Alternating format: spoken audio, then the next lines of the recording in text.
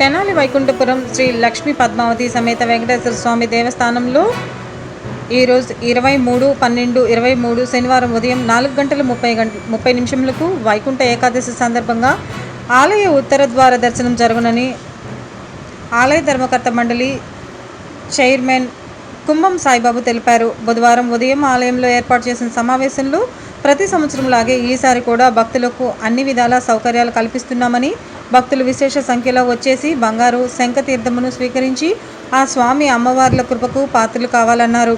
ఈ కార్యక్రమంలో ఆలయ ధర్మకర్త మండలి సభ్యులు హాజరైనారు. మనకు ఏడాది సమయం దేవతలకు ఒక్క రోజులో సమానం.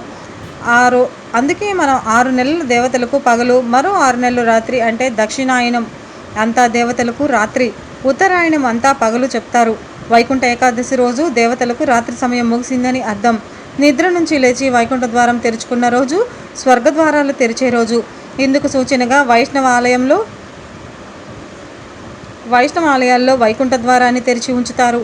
ఈ ద్వారం గుండా లోపలకు వెళ్ళి స్వామివారిని దర్శించుకుంటే సకల పాపాలు హరించి పుణ్యం ప్రాప్తిస్తుందని భక్తుల విశ్వాసం. వైకుంఠ ఏకాదశి పోస్టర్ను ఆవిష్కరిస్తున్న ఆలయ కమిటీ చైర్మన్ కంభం సాయిబాబు, ఆలయ కమిటీ సభ్యులు.